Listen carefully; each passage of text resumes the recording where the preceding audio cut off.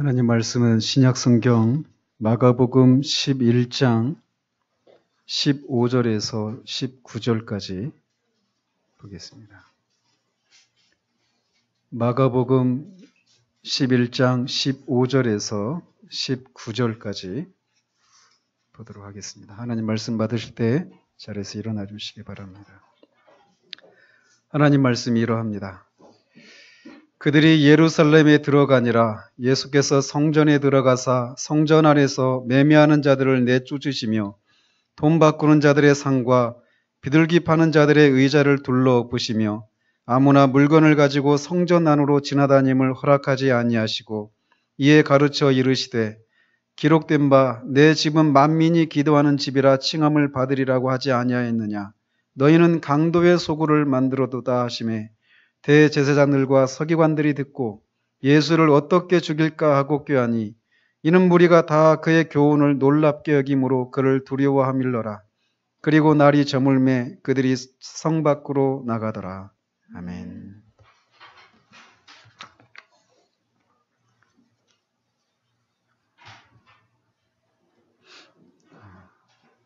오늘은 우리 주님이 십자가에서 고난을 당하시기 위해서 예루살렘으로 입성하신 날을 기념하는 종료주일입니다. 그리고 내일부터 이 한 주간을 고난주간이라고 부르죠.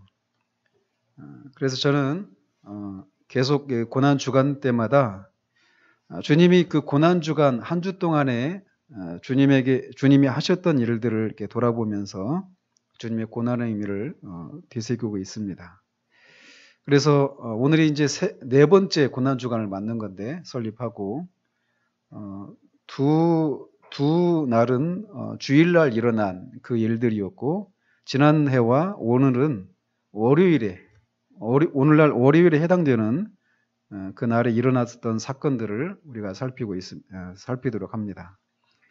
그래서 작년 고난주간에는 이 무화과 나무가 잎만 무성하고 열매가 없는 그것을 보시고 저주하셨던 그 사건을 우리가 살폈습니다. 그래서 잎만 무성한, 그렇지만 열매는 없는 이런 것을 통해서 신앙의 고백과 경건의 모습만 있는 사람들을 신앙의 고백과 경건의 모습은 있지만 삶의 열매가 없는 그런 사람들을 하나님께서 심판하신다라고 하는 것을 우리가 알 수 있다고 말씀을 드렸습니다. 그리고 이 주님이 그 무화과 나무를 저주하셨을 때는 아침 일찍이었어요. 그리고 성전에서 하루 종일 보내고 우리가 19절에서 읽은 것처럼 밤에 이제 다시 베다니로 돌아왔습니다. 그러니까 밤에 왔기 때문에 이 무화과 나무 잎이 말랐던 것을 못 봤죠, 제자들은. 그 다음 날 다시 성전으로 가는 길에 마른 것을 보게 되었단 말이죠. 그래서 아무튼 그러나 실제로 나무가 마른 것은 바로 그 즉시였습니다. 그래서 이 능력이 어디에서 나오는 건가? 주님은 그것이 주님을 믿는 믿음에서 나오는 것이다라고 이렇게 말씀을 드렸어요. 그래서 결국 주님은 우리가 하나님을 위해서 열매를 맺어드려야 되는데 우리는 그렇게 할 수 없단 말이죠.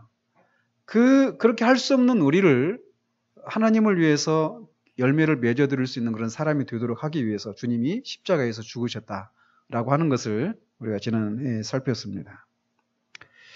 오늘도 이제 그 같은 날에 일어난 일이에요. 오늘날 월요일에 해당되는 날에 일어났던 사건인데 주님의 생애 중에 이렇게 성전에서 장사하는 사람들을 쫓아내고 하는 이런 사건이 2번 있었습니다.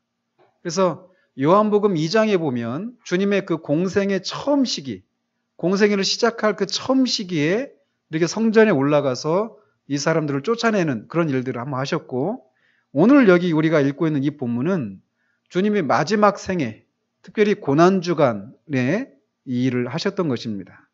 2번 이렇게 일을 하셨는데 주님이 하시는 이 모든 일에는 항상 어떤 구원사적인 그런 의미가 담겨 있어요. 그래서 여기도 그런 의미가 담겨 있는데 먼저 그거를 살펴보기 전에 이 사건을 우리가 이해하려면 이스라엘과 성전과의 관계, 그리고 이 성전의 구조가 어떤 것인가, 이 당시의 그 배경들을 좀 이해하는 것이 필요하다 싶어서 그것을 잠깐 좀 살펴보도록 합니다. 이스라엘 민족에게 있어서 이 성전이라고 하는 것은 그들의 신앙의 중심이었을 뿐만 아니라 삶의 중심이었습니다. 그래서 이 성전의 역사는, 성전이 세워지고 성전이 무너지고 하는 이런 역사는 결국 이스라엘 민족의 흥망성쇠와 다 연결이 되어 있어요. 그래서 이 성전이 처음 이 예루살렘에 세워졌는데 이 장소는 아브라함 때까지 올라갑니다. 그래서 아브라함이 그 아들 이삭을 바치도록 하는 이런 시험을 통과하잖아요. 그때 그 바치도록 했던 산이 모리아 산인데 그 산이 바로 성전이 세워진 지점이란 말이죠. 그래서 이 아브라함 때 그 이삭을 바쳤던 곳이 바로 이곳이었고, 또 그 뒤로 한 1000년이 흐른 뒤에 다윗이 그 장소를 인구조사를 하지 말라고 했는데 그걸 하고 죄를 범했잖아요. 그리고 나서 재앙이 임했었는데 그것을 이제 하나님 앞에 죄를 회개하기 위해서 그 제사를 드렸던 곳이 어느 곳이냐면 바로 이 장소입니다. 그래서 다윗이 그때 그 땅의 소유자가 누구였냐면 여부스 사람 오르나닌이라고 하는 사람의 타작 마당이었어요. 그곳이. 그거를 돈을 주고 샀죠. 그리고 나서 거기에다가 솔로몬이 성전을 지은 거예요. 그래서 그 성전을 제1차 성전, 제1성전 또는 솔로몬의 성전 이렇게 부릅니다. 그러나 이 성전이 거의 한 500년이 채 가기도 전에 바벨론의 느부갓네살 왕에 의해서 완전히 무너집니다. 그리고 성전도 완전히 무너지고 이스라엘 백성은 포로로 잡혀가요. 그리고 나서 다시 70년 만에 돌아오고 나서 다시 성전을 건축하는데 이 건축하기까지 20년이 걸립니다. 그래가지고 그 성전이 다시 세워지는데 그게 제2성전입니다.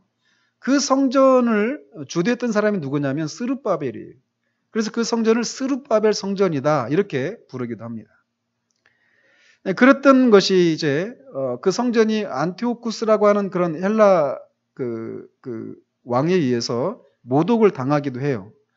그러다가 이 헤롯이라고 하는 왕이 유대인들의 환심을 사기 위해서 성전을 다시 건축합니다. 그 자리에. 그래서 주전 20년부터 성전을 건축하는데 무려 80년에 걸쳐서 지어요. 이 성전을 짓는데. 그래서 한 9년 만에 성전의 외형은 지었지만 그 내부 공사며 그 성전을 짓고 그 성전을 둘러싸서 또 성벽을 건설하거든요. 그런 공사를 다 마무리하는 데까지 80년이 걸립니다. 그게 이제 제3성전이죠. 헤롯 성전이라고도 부르기도 하고. 그런데 그 성전이 완공되고 6년 만에 주후 70년에 이 디도 장군에 의해서 완전히 성전이 무너집니다. 주님의 예언처럼 말이에요. 그래서 돌 위에 돌 하나도 남지 않게 된다 이렇게 예언하셨잖아요. 실제로 그 성전이 막 불에 탔는데 그 성전에 있었던 금이 막 돌로 막 녹아 내려 들어갔다고 그래요. 그러니까 그 금을 캐기 위해서 로마 병사들이 막 돌을 다 들춰내가지고 그야말로 진짜 돌 위에 돌이 하나도 남기지 않는 그런 일들이 실제로 일어난 것이죠. 자, 그런데 이렇게 이스라엘의 역사는 성전이 세워지고 그 성전에서 하나님 앞에 바르게 예배드려졌을 때는 하나님과 관계가 발랐던 시기였고, 또 하나님과의 그 관계가 바르지 못하고 악을 행했던 그런 때에는 성전이 회파되어지는, 그래서 성전과 이스라엘의 역사는 뗄래야 뗄 수가 없는 그런 것이었죠. 얘기를 좀 더 하자면 이 성전이 이제 결국은 예수 그리스도를 예표하잖아요. 그죠? 그리고 그 예수 그리스도의 구속 사역을 통해서 이제 이 예수님을 믿는 모든 사람들이 다 성전입니다. 그래서 우리가 한 사람 한 사람이 다 성전이에요. 성전이 어떤 곳이냐면 하나님이 계신 곳이죠. 성전이 하나님이 계신 곳이고 그곳에서 하나님과 교제를 나누고 하나님과 하나님을 예배하는 곳이 성전이란 말이에요. 근데 그 일이 이제 예수님을 믿는 사람에게서 성취가 된 거예요. 그래서 예수님을 믿는 사람들 안에 성령님이 계시기 때문에 하나님이 계셔요, 우리 안에. 그래서 성전이라고 합니다, 우리를. 그래서 오늘날 이제 성전, 이런 개념이 건물로서의 성전, 이런 것은 이미 쓸 수가 없어요. 그런데도 오늘 여전히 뭐 성전 건축이라든지 뭐 이런 얘기를 하잖아요. 이거는 잘못된 가르침이죠. 그런 용어를 써서는 안 됩니다. 근데 어쨌든 예수님 당시 이 헤롯에 의해서 헤롯이 예수님 주전 20년부터 이 성전을 세웠는데 그 성전의 규모가 솔로몬이 지었던 성전보다 훨씬 크고 더 복잡했습니다. 그래서 우리가 흔히 성전 하면 이 성막을 떠올리잖아요. 그래서 이 가장 깊숙한 곳에 지성소, 그 밖에 성소, 그 다음에 뜰, 제사장 뜰 이렇게 돼 있잖아요. 이렇게 생각하고 있는데 그래서 이 사건도 그 뜰에서 일어난 일이구나 이렇게 생각하잖아요. 근데 그렇지 않습니다. 헤롯이 지었던 성전 구조는 이래요. 우리가 알고 있는 것처럼 지성소, 성소, 제사장 뜰이 있어요. 근데 그거를 아까 말씀드린 것처럼 성전을 지어놓고 그 성전을 둘러싸서 성벽을 세웠어요. 성벽을. 그래서 세로가 333m, 가로가 433m. 잘 안 오죠, 감이. 축구장 13개 정도 되는 규모입니다. 그러니까 어마어마하죠, 규모가. 그래서 그렇게 지어놓고 지성소, 성소, 제사장 뜰, 그 다음에 그 바로 옆에 이스라엘의 뜰, 이스라엘의 뜰이라고 하는 게 있습니다. 여기는 뭐냐면 이스라엘의 남자들이 들어가는 곳이에요. 그리고 그 밖으로는 부인의 뜰이 있습니다. 누가 들어가겠어요? 부인네들이 들어가겠죠. 이스라엘 여자들이. 그리고 그 밖에가 이방인의 뜰이 있었어요.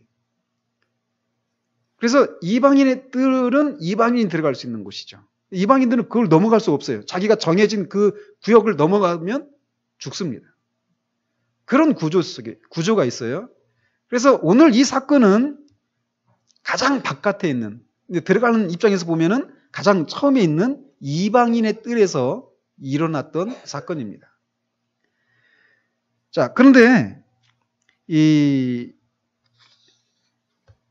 사건이 일어난 시기가 또 언제냐면 6월절이었어요. 예수님이 6월절 어린 양으로 십자가에 달리시잖아요. 그 6월절을 지키기 위해서 이제 들어가시는 건데 이 6월절에 예루살렘을 찾는 사람이 얼마나 많았냐면 이 6월절 절기가 일주일 동안 지켜지는 절기거든요. 근데 이 6월절 절기 일주일 동안 이 잡는 양이 얼마나 되느냐고 이렇게 하고 있냐면 이 유대인의 역사가인 요세푸스가 이렇게 얘기합니다. 이 일주일 동안 25만 마리의 양이 죽는다, 제물로 드려진다고 얘기해요. 그러니까 상상을 해보십시오. 25만 마리의 양이 죽어요. 근데 6월절 절기를 보면 보통 양 한 마리에 한 4인 가족에 해당되는 4인 가족이 양 한 마리를 드리게 되어 있어요. 그러니까 최소 100만 명 정도 되는 사람들이 몰려왔던 거죠.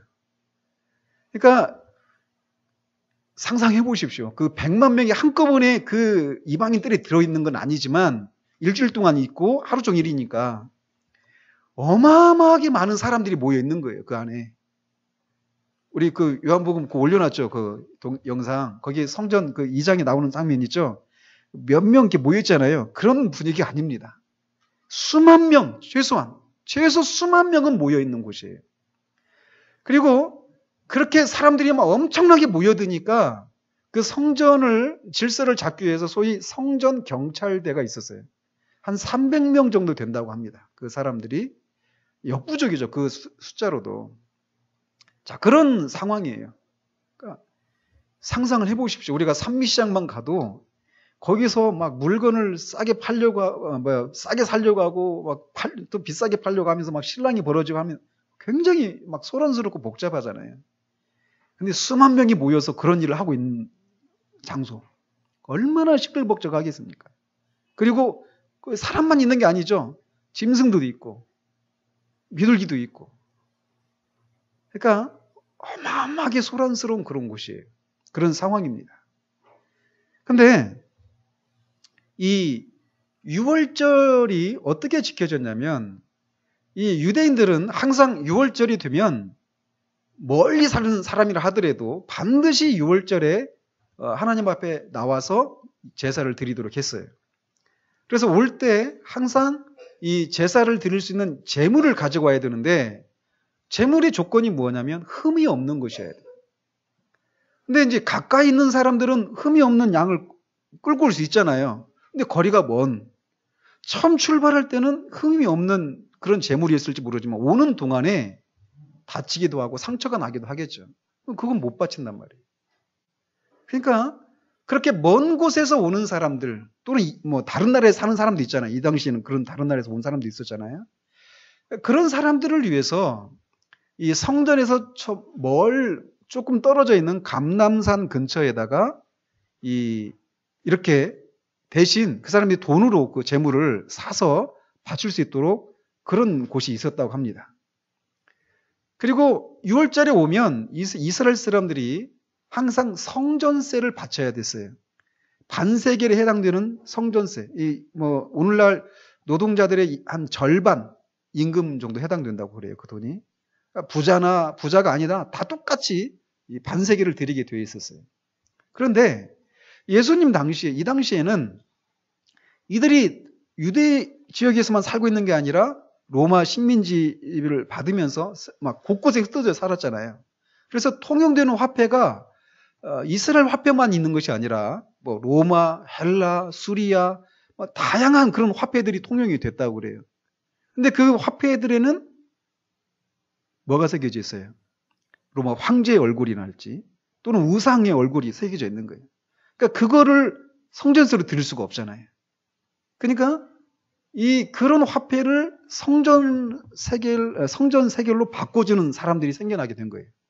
그러니까 이 짐승을 사고 팔고 돈을 바꿔주고 하는 이런 것이 하나님을 예배하기 위해서 필요해서 생겨난 제도란 말이에요. 그죠? 자, 이렇게 출발을 했는데 예수님 당시에는 이게 점점 세속화가 되어져 가면서 어떤 현상이 일어났냐면 성전에서 떨어져 있었던 감람산에서 이 사람들이 이제 점점 들어오는 거예요. 성전 안으로. 이방인 뜰에서 이제 장사를 하는 겁니다. 그러면서 거기에서 장사하려고 할 때 우리 어때요? 시장에서 장사하실 때 좋은 자리 찾아야 되잖아요. 좋은 자리 차지하려면 어떻게 합니까? 막 자리값을 줘야죠. 이 사람들이 누구한테 자리값을 줬냐면 제사장들한테, 대제사장들한테.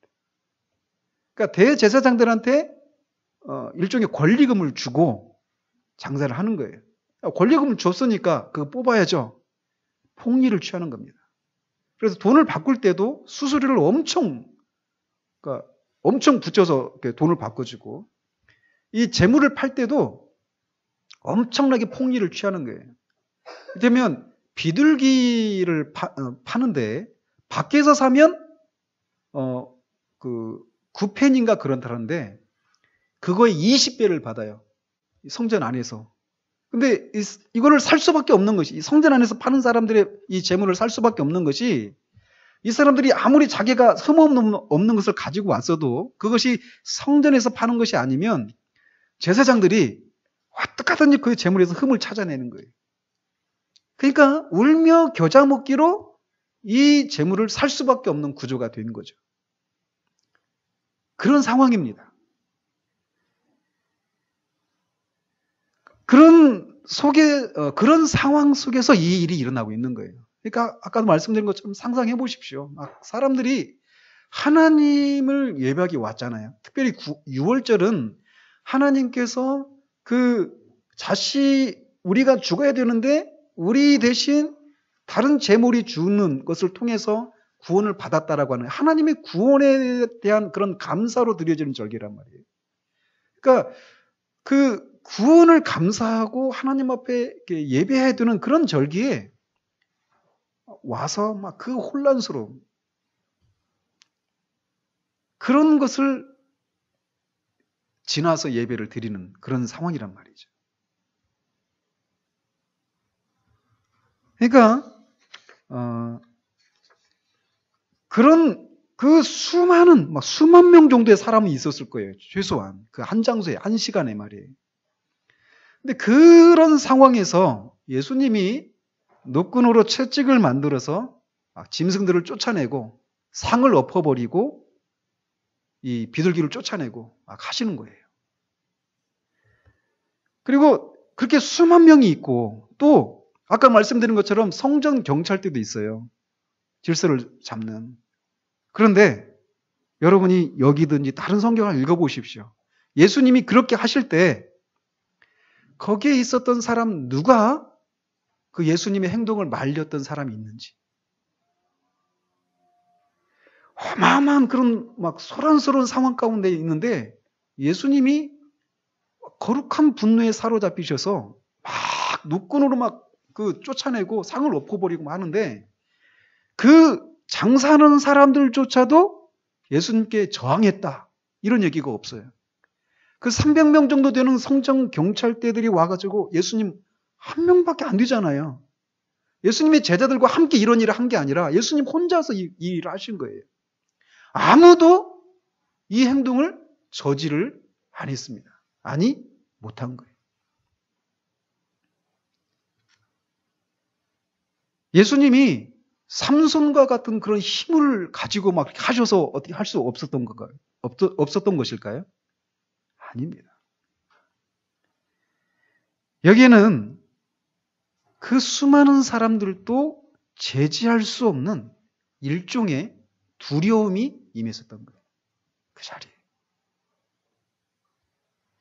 마치 예수님이 그의 고향 나사렛에서 안식일에 회당에서 이 선지자 이사야의 책을 이렇게 펴서 읽었잖아요. 61장에 해당되는.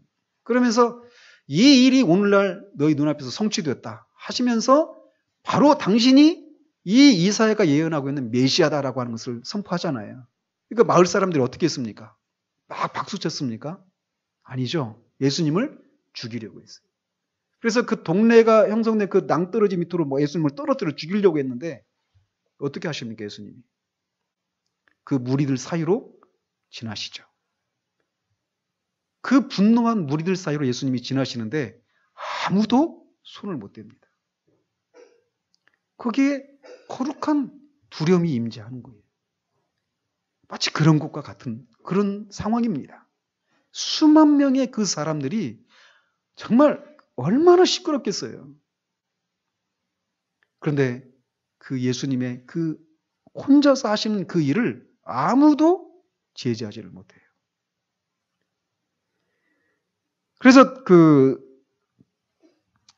존 메가드는 이 일을 기적이라고 얘기를 합니다. 여기는 기적이 있었다라고 얘기를 하는 거예요. 두려움이 임했던 거죠. 사람들 사이에서. 그런 엄숙한 권위가 임했었던 것이에요. 그래서 뒤에 28절에 보면 대제사장들과 서기관들이 무슨 권위로 이런 일을 하느냐라고 물어요. 이것에 대한 답은 제가 뒤에서 말씀을 드리도록 합니다. 자, 그렇다면 예수님은 왜 이 일을 하셨는가? 그리고 이 일을 하고 나서 우리가 읽은 것처럼 대제사장들과 서기관들이 예수님을 죽이려고 꾀합니다. 예수님이 그걸 몰랐을까요? 사실은 예수님은 죽으려고 거기 오신 것이죠. 그 장소에. 그런데 죽는 걸 아시면서도 저와 여러분을 대신해서 그 자리에 가신 거란 말이에요. 그런데 그 예수님은 이런 일이 일어나는 것을 아심에도 불구하고 이 일을 하셔요. 왜 그런 일을 하셨는가라는 겁니다. 그것은 우리 주님의 말씀 속에서 찾아볼 수 있어요. 내 아버지의 집은 만민이 기도하는 집이거늘 너희가 강도의 소굴로 만들었다라고 말씀하십니다. 즉 그곳이 지금 강도의 소굴과 같은 곳이 되어버렸다라는 것이. 이들은 아까 말씀드린 것처럼 엄청나게 폭리를 취했어요. 그러면서 가난한 사람들, 비둘기를 사는 사람들은 가난한 사람들이거든요. 그런 가난한 사람들의 주머니들을 강탈하는 종교적인 탈을 쓴 강도들이었던 거죠. 그것도 하나님을 예배하고 하나님과 기도를 통해서 친교를 나누는 거룩한 장소에서 그런 일을 했던 것입니다. 주님은 이들이 하나님을 예배하고 하나님께 죄 용서를 구하는 거룩한 장소에서 흠이 없는 제물을 드려야 하는 것을 지키고는 있었어요. 그렇지만 사실은 하나님을 향한 존경과 사랑의 마음이 없는 그런 외식을 자행하고 있었던 것입니다. 그래서 주님은 그 다음 날인 화요일에 바리새인들의 외식을 신랄하게 책망하시는 설교를 하셨던 것이에요. 이것의 연장이죠. 화 있을진저 너희 외식하는 바리새인들이요. 그러니까 주님의 이 행동은 1차적으로는 우리가 지난해 살펴봤던 것처럼 잎만 무성한 무화과 나무처럼 종교적인 열심과 신앙의 행위는 있지만 사실은 그런 종교 행위를 통해서 자신들의 탐욕을 채우는 외식을 심판하시는 모습을 보이고 있는 거예요. 그러니까 무화과 나무 잎이 마른 사건과 이 사건은 서로 연결이 되어 있는 것이죠. 그런데 이런 모습은 이스라엘의 역사 속에서 끊임없이 반복되었습니다. 그리고 그때마다 하나님은 선지자들을 보내셔서 그들의 이런 죄악을 강력하게 질타하셨던 것이죠. 이사야 선지자를 통해서 하나님 이렇게 말씀하십니다. 여호와께서 말씀하시되 너희의 무수한 재물이 내게 무엇이 유익하뇨? 나는 순 양의 번제와 살진 짐승의 기름에 배불렀고 나는 수송아지나 어린 양이나 숫 염소의 피를 기뻐하지 아니하노라. 너희가 내 앞에 보이러 오니 이것을 누가 너희에게 요구하였느냐? 내 마당만 밟을 뿐이니라. 헛된 재물을 다시 가져오지 말라. 분향은 내가 가증히 여기는 바요. 월삭과 안식일과 대회로 모이는 것도 그러하니 성회와 아울러 악을 행하는 것을 내가 견디지 못하겠노라. 이 일이 여기 이 당시에도 그대로 자행이 되고 있었던 것입니다. 이들은 하나님을 예배하러 온 그곳에서 악행을 자행했고 그들이 드리는 그 제물들은 하나님께 고통스러운 것에 불과했어요. 그래서 하나님은 몇 번이나 누가 제발 이 성전을 좀 막아달라 이렇게 말씀하셨던 것이 고통스러운 것이죠. 이런 죄악들 때문에 주님께서 이렇게 거룩한 분노를 발하셨던 것이에요. 그렇다면 주님이 그 일을 하신 이유는 그것이지만 동기는 무엇이었는가라는 겁니다. 사도 요한은 주의 전을 사모하는 열심이 나를 삼키리라 라고 하는 구절이 떠올랐다라고 기록하고 있어요. 즉 주의 전을 향한 열심 때문에 이런 거룩한 분노를 발하셨다라고 말하고 있어요. 주의 전, 성전인데 결국 성전이라고 하는 것은 그곳에서 하나님을 예배하고 그분을 경배하는 곳이란 말이죠. 그러니까 성전을 향한 열심, 이것은 결국 성전의 주인이신 하나님을 향한 열심이에요. 하나님을 향한 그 열심, 하나님이 결코 이런 대접을 받으실 수 없는 분이시다라고 하는 하나님을 향한 사랑과 하나님의 영광에 대한 목마름이 이런 거룩한 분노를 불러일으켰던 것입니다. 하나님은 우리가 구약 성경을 읽어보면 하나님의 이름 때문에 하나님의 이름이 모독을 받고 모욕을 받는 것 때문에 거룩한 분노를 발해서 일견 보기에는 굉장히 과격한 그런 행동을 하는 것을 하나님은 오히려 의롭게 여겨주시는 것들을 보게 됩니다. 예를 들면 민수기 25장에서 이스라엘 백성들이 그 바알볼 사건을 일으키잖아요. 그래서 모압의 그 제사하는 곳에 가서 우상숭배를 하고 그 모압 여인들과 막 그 잠자리를 하고 그러잖아요. 그래가지고 그때 연병이 임했잖아요. 막 전염병이 돌았는데 24,000명이 죽었어요. 그래가지고 다 두려워하고 염려와 근심 가운데 사로잡혔는데 그 한가운데를 고스비라고 하는 이 족장에 해당되는 사람이 모압 여인을 데리고 자기 장막으로 들어갑니다. 그것을 봤던 비느하스가 쫓아 들어가서 창으로 두 사람을 찔러 죽여요. 한꺼번에 죽죠, 두 사람이. 그 일을 하나님은 내 이름을 위한 질투심으로 그 일을 했다라고 하시면서 그와 언약을 맺으십니다. 이 외식은 결국은 하나님을 모욕하는 행동이에요. 우리가 소유한다 하면서도 인간의 제일된 목적이 하나님을 영화롭게 하는 것에 있다고 했잖아요. 하나님을 영화롭게 하는 것, 여기에는 여러 가지가 있지만 그 중에 하나가 무엇이냐면 이렇게 하나님의 이름이 망령되이 일컬어지는 모습을 인해서 거룩한 분노를 느끼고 때로는 애통하고 하는 이런 것이 바로 하나님을 영화롭게 하는 것이다라고 말씀을 드렸습니다. 주님은 지금 그 하나님을 향한 사랑, 하나님이 결코 인간 나부랑이들에게 이런 대접을 받으실 수 없는 그런 분이시다라고 하는 그 영광에 사로잡혀서 이 행동을 하셨던 것입니다. 그리고 이 행동의 결과 그분이 죽으실 수 있다라고 하는 것을 아심에도 불구하고 이 일을 하셨던 것이에요. 그렇다면 성전은 어떤 곳이어야 하는데 그렇지 않았기 때문에 주님이 이렇게 거룩한 분노를 하셨는가? 거기도 주님의 대답 속에 있습니다. 내 집은 만민이 기도하는 집이라. 유대인이 기도하는 집이라고 하시지 않고 만민이 기도하는 집이다라고 말씀하셔요. 즉 성전에 존재하는 이유는 뭐냐면 유대인과 이방인 모두가 그리스도 안에서 예배하는 곳이다라는 것이죠. 그러니까 성전이 유대인들에게만 제한된 곳이 아니라는 거예요.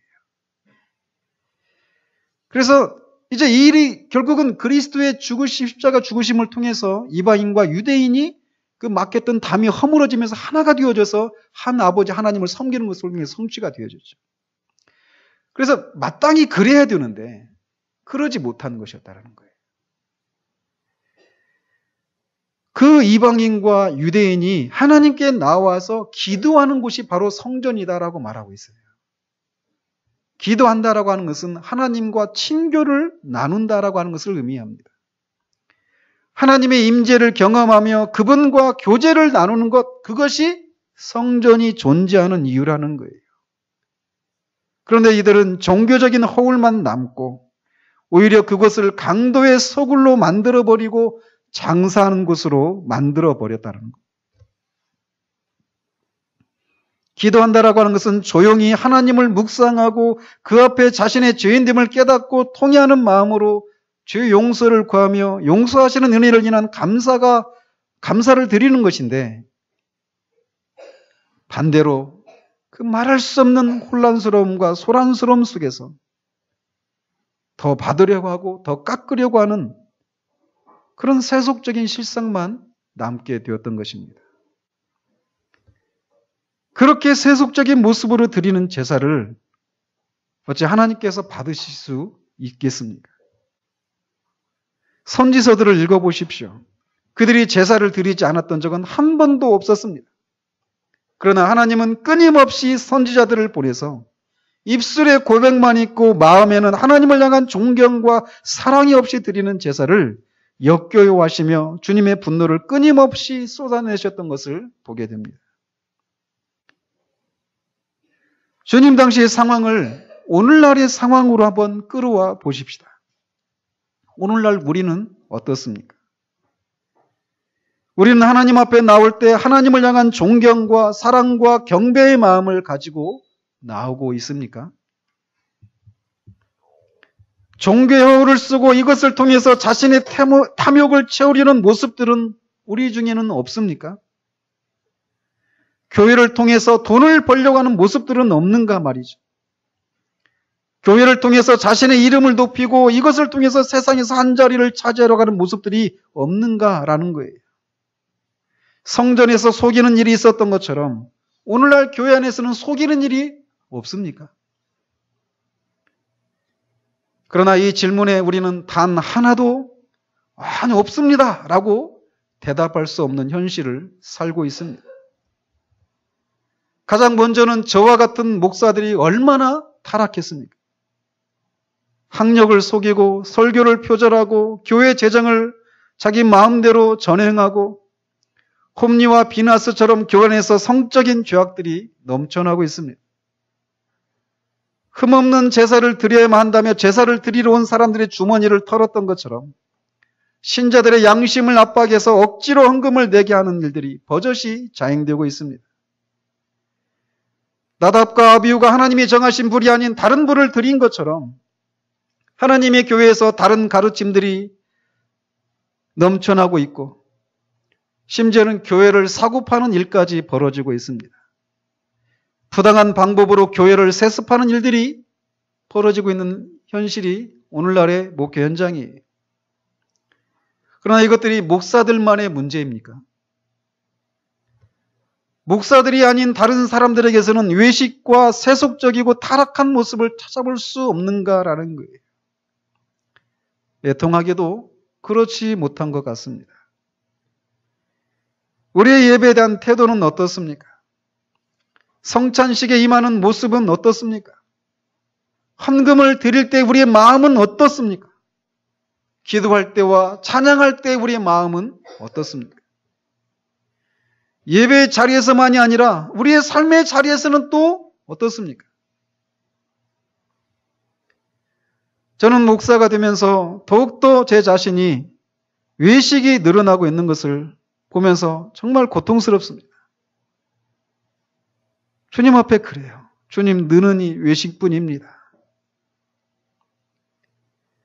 우리는 이 고난의 주간에 외식을 통해 하나님을 모독하고 하나님의 영광을 훼손하고 있는 것에 대해 거룩한 분노를 발하시는 이 주님의 모습 속에서 우리 안에는 주님의 분노를 불러일으킬 만한 이런 요소들이 없는지를 살펴보아야 합니다.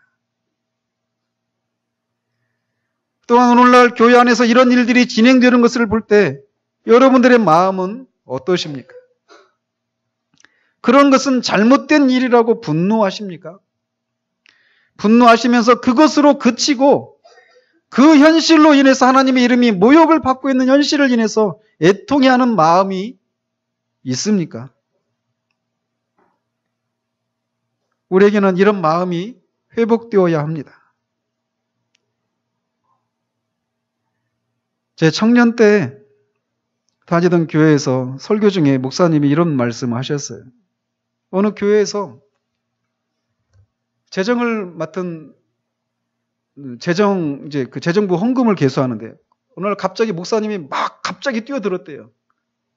헌금위원들이 헌금을 계수하고 있는데 막 갑자기 뛰어들어가지고 다 손들어! 이 사람들이 깜짝 놀라서 손을 딱 들었대요.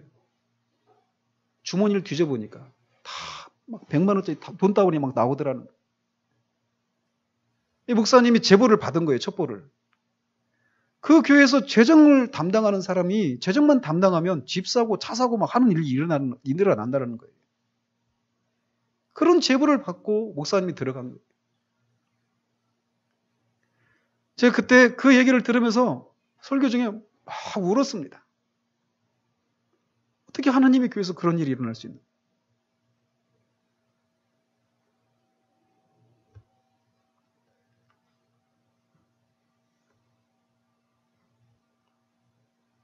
우리는 교회 안에서 우리 교회뿐만 아니라 이 시대의 교회들 안에서 종교적인 그런 모습들은 있지만 하나님을 향한 존경과 사랑의 마음이 없이 드려지는 그 외식을 인해서 하나님이 모독을 받고 있는 현실을 인해서 애통해야 하고 분노하는 마음이 있어야 합니다. 하나님을 향해서 너무나 냉담한 마음을 품고 있지는 않습니까? 내 아내가, 내 남편이, 내 자식이, 내 부모가 다른 사람에게 모욕을 받을 때 막 견디지 못하고 길길이 뛰는 것처럼 우리는 하나님을 향해서 그런 마음을 품고 있는가라는 거죠. 내가 누군가에게 모욕을 받을 때는 정말 막 인사불성이 들 정도로 그렇게 우리가 흥분하지만 하나님의 이름이 모독을 받는 현실을 인해서는 어떠한가라는 거예요. 아니 어쩌면 우리가 그 당사자는 아닌지 돌아봐야 한다는 겁니다. 저는 하나님 앞에 요즘 이런 기도를 드려요. 하나님, 제가 너무나 냉담합니다. 우리는 이 고난의 주간에 이 마음을 회복해야 됩니다.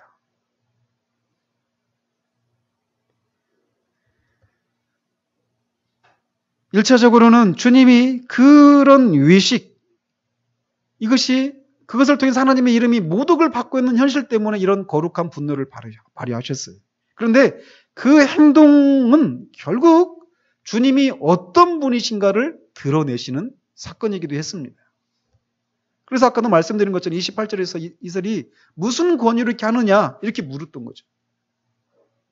결국 이것은 장차 예수님께서 심판주로 오셔서 심판하실 때의 모습을 예표하고 있는 사건입니다. 주님이 이렇게 그 성전에서 그 모든 것들을 쫓아내시는 이런 일을 할 때 아무도 말리지 못했던 것처럼 장차 주님이 오시면 이 세상을 심판하실 것인데 그 심판에 어느 누구도 한거할 수 없게 된다라는 것입니다. 당시 종교 지도자들은 이런 주님의 권위를 인정하지 않으시고 그를 십자가에 매달아 죽였습니다. 농부들에게 포도원을 맡긴 그 비유에서 나오는 농부들이 포도원 주인의 아들을 죽인 것처럼 이들은 하나님의 아들을 십자가에 매달아 죽여버렸던 거죠. 그렇게 죽임으로써 그가 더 이상 자신들을 괴롭히지 못하게 되었다라고 생각했습니다. 그것으로 끝인 줄 알았죠. 그러나 그는 다시 살아나셨습니다. 그 부활하신 주님은 다시 하늘에 오르셔서 지금 하나님 보좌 우편에 앉아 계시지만 우리가 아까 사도신경으로 신앙 고백을 했던 것처럼 산자와 죽은 자를 심판하시기 위해서 다시 오십니다.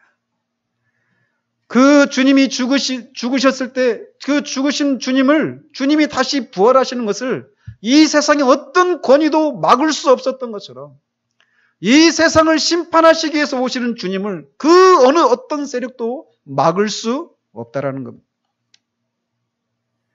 주님이 다시 오실 때는 처음 이 땅에 오셨던 것과는 다른 모습으로 오십니다. 처음에 오셨을 때는 겨우 몇몇 사람만이 오신 것을 알았고 인정했고 그것도 가난한 목수의 집안의 아들로 마국간에서 나셨습니다. 그러다 그분이 다시 오실 때는 모든 사람의 눈이 그것을 지켜보게 될 것입니다. 천군 천사들의 나팔과 호령소리와 함께 영광스러운 모습으로 오실 것이 그분은 왕으로 오십니다. 심판의 주로 오십니다. 그분의 거룩하신 영광에 악인들은 작은 산들아 언덕들아 제발 내 위로 무너져서 그의 눈에서 나를 벗어날 수 있도록 해달라고 요구하지만 그렇게 될 수가 없습니다. 누구도 그분의 심판에서 벗어날 수 있는 사람이 없습니다. 그런데 주님이 오셔서 심판하시는데 그 심판이 교회에서부터 시작된다라고 사도 베드로는 말합니다. 하나님의 집에서 심판을 시작할 때가 되었나니 만일 우리에게 먼저 하면 하나님의 복음을 순종하지 아니하는 자들의 그 마지막은 어떠하며 또 의인이 겨우 구원을 받으면 경건하지 아니한 자와 죄인은 어디에 서리요? 주님이 오시면 심판을 하시는데 그 심판은 교회 안에서부터 시작을 한다라는 겁니다. 오늘이라도 주님이 오신다면 견디실 수 있겠습니까?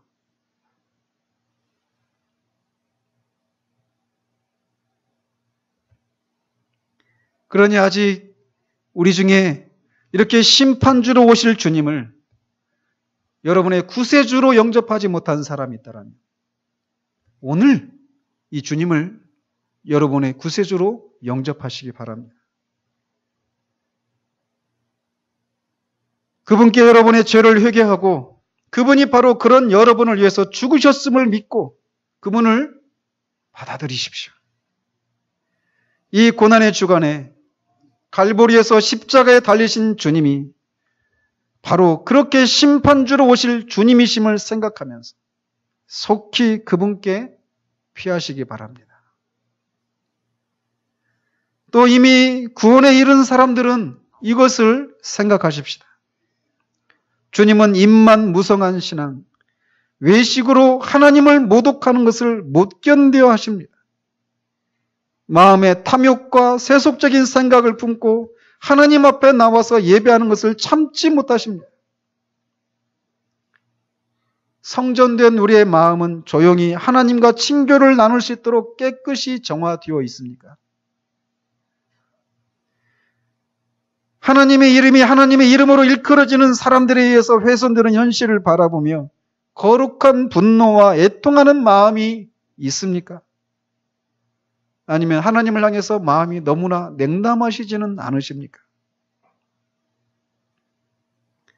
오늘 이렇게 하나님의 영광이 훼손되어지고 하나님이 모독을 당하는 그런 현실을 바라보면서 거룩한 분노를 바라시는 주님의 마음에 있는 것을 깊이 묵상하고 하나님을 향한 우리의 마음이 다시금 순전하고 존경과 사랑의 마음이 회복되어지기를 구하는 고난주간이 되어지기를 바랍니다. 하나님을 향한 사랑과 이 존경의 마음이 어떻게 회복되어질 수 있을까요? 그것은 우리가 누구인지를 다시금 기억하는 것입니다.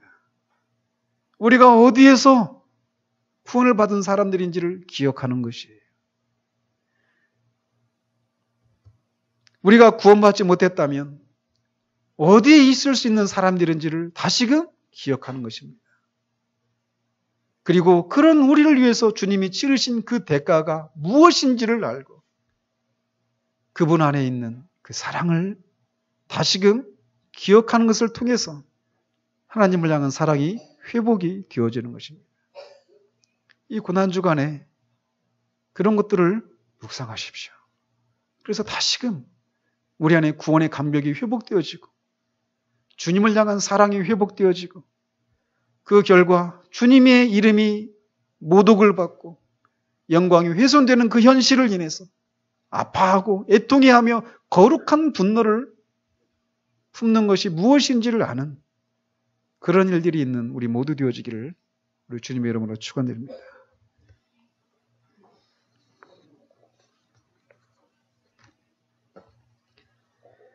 하나님 아버지, 주님께서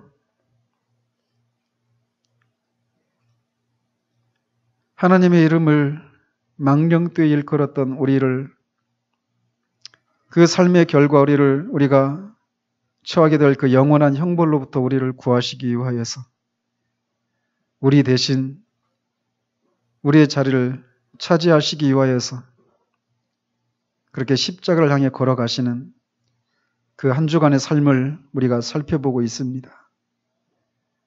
하나님, 그 주님의 발걸음 하나하나 속에 담겨있는 우리를 향한 주님의 그 사랑을 이 고난의 주간에 다시금 깊이 묵상하고 그 결과 주님을 향한 우리의 사랑이 회복되어지는 한 주간 되어지기를 원합니다. 그 주님을 향한 사랑이 회복되어짐으로 주님이 우리 안에서 또 이 시대의 교회들 안에서 또 이 세상 가운데서 주님의 영광이 훼손되어지고 주님이 모독을 당하는 그 현실을 바라보며 애통해하는 그런 마음이 우리 가운데 다시금 회복되어질 수 있도록 주님 도우시옵소서. 우리 자신이 먼저 정말 주님이 분노를 바라실 수밖에 없는 그런 모습들은 없는지를 돌아보고 주님 앞에 나오는 우리의 모든 마음의 태도들이 깨끗이 정화되어지는 일들이 있는 그런 한 주간 될 수 있도록 주님 붙들어 주시기를 원합니다. 예수 그리스도 이름으로 기도합니다. 아멘.